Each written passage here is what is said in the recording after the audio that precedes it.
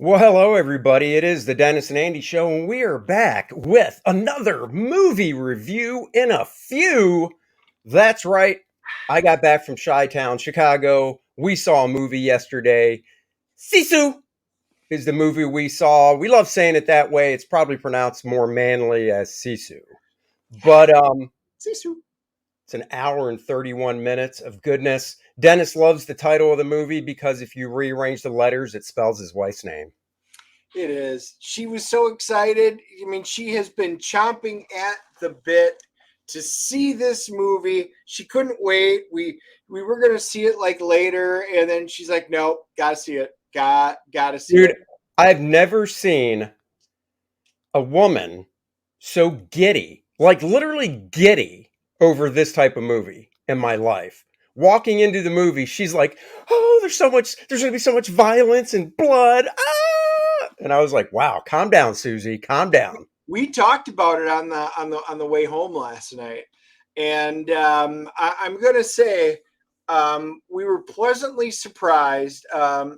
Director Jomari Hollander did a great job with this movie. The trailer looked great. I mean, that's what drew us in the first place. Trailers don't always mean anything, but we were hoping it would live up to it. But I came up with what we thought it was on the way home last night, and I think we agreed. I kind of put it as a Finnish John Wick with Mad Max and a spaghetti western all thrown into one, all done in a Quentin Tarantino style. That is the big part. Very Tarantino. And what I got from the Tarantino was one of the things this movie does, and I absolutely love stuff like this, right big on the screen, chapter one, and then the name of it, and then chapter two. And for a movie that's an hour and a half long, this bad boy broke down into 6 chapters because it had chapter five and then it had a final chapter. The basic gist of the story is, as we can see the main character here on screen, he lives by himself, takes place in 1944. The Nazis have overrun Finland, burning towns as they go through it, destroying everything. This guy lives in a tent. He's got a dog, a horse. He's lost his whole family. He's panning for gold. Spoiler-free review, so we only talk about what's in the trailer. The trailer shows he finds a big chunk of gold. He just wants to be left alone so he can get on the horse and basically get to some town that's still standing and get to a bank, basically. But the Nazis have other plans. Yeah, the movie starts off, which was interesting. And if I had a little knock on the movie, it was they have this exposition at the beginning that kind of talks about what happens in World War, how they're laying waste. It's like it's scorched earth, and that they're going to do this. So they explain all of that, and yet throughout the movie, you literally see it all. They actually could have done without it. Not that I totally minded it, because at least it set it up at the beginning, but everything they mentioned was actually shown in the movie. This was at the final days of World War II, and we don't know if he was let go of the army or if he was just done. You find out his cool background later on, and he is a man of very few words, which is why it reminded me of Mad Max. Everything he does with all of this emotion is done through facial expressions, body reaction, and all of the other supplemental characters talking about the legendary man, which is a really great way to do it. This guy, the nice part about this movie is the bulk of the cast are not American actors. So you're not familiar with them. So you can really be drawn into this story because you're not going, as I always like to refer, you're not seeing a Tom Cruise type going, "Oh, it's Tom Cruise." So you really are believe from the set pieces, the costume design and everything that these are real people. The special effects are fantastic. It is over the top. That is another area where the Tarantino stuff comes in. It is really over the top. I mean, this guy is put through the ringer, just like John Wick. Good good comparison, Dennis. Just like John Wick, to the point of going, okay, he should be dead. But they do it. They put him through the ringer and through the paces in such a way where you can just go, oh yeah, this guy's such a badass. I can see him making it through. You have to suspend disbelief the moment you walk into this theater. It makes it, when they go through the exposition, you think, wow, this is going to be a very grounded, realistic movie. And you start realizing after the first 15, 20 minutes, there is no grounded. This is over the top John Wick stuff. Plus, he has an affection and affinity for the dog, which again, very John Wick like. But pictured here, this is Jorma Tommila. He plays the main actor, Sisu, and he was phenomenal in everything that he did. My other favorite, hands down, was Aksel Hennie. He plays the SS officer Bruno. I swear they need to take him and make a new World War II submarine movie, because he reminds me exactly of a World War II this submarine in guy, the Wolfpacks. this guy was phenomenal. He he he just brought it. Now the one thing they do, and I didn't mind this, all the Germans, the Nazis, they just speak English. And we Yep. know that if this was real, obviously they'd be communicating in German, but it's not. And they didn't want to do the thing where they start German with subtitles and then slide over to English, which I've seen in movies before, or they just talk English and there's a thing saying they're actually speaking German, but go with it. You just bought it. This guy's fantastic. I believe I did look at his credits. The main actor playing Sisu, I looked at his credits. I don't think there's anything that struck me. He has been in some stuff over here, but not a lot. This guy has too. Um, they just did phenomenal jobs. So Yeah, they did. And then these are the main tank operators, the group again on the left. It's Bruno, and then Wolf. Wolf was an interesting character. He is the sharpshooter. These are the three guys from the tank. And then you got Shotzi, which is the tank driver on the right. All fantastic characters. They all played important roles that are in it. We start getting over the top with combat, and like they start firing at Sisu, and you see from the trailer he picks up a shield kind of like Captain America or Wonder Woman, and just sitting there, they're all bouncing off. He actually gets hit. It was just fantastic. And then there's smoke.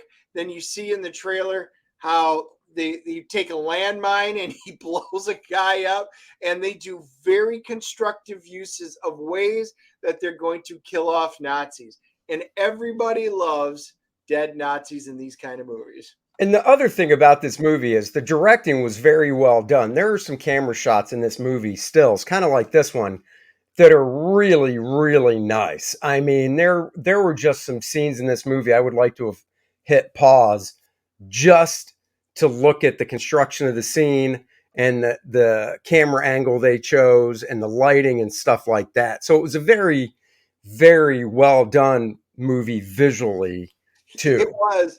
And the story plots were great. Like this, he's pointing, and you remember from the video, he points and has the guys walking through the minefield, and they're like, we don't want to do this. And they have great close-up of the actors that have to do it. And they're like, oh crap. And I mean, everything you feel is just directly. But this stole the movie for me, which was the underwater fight scenes.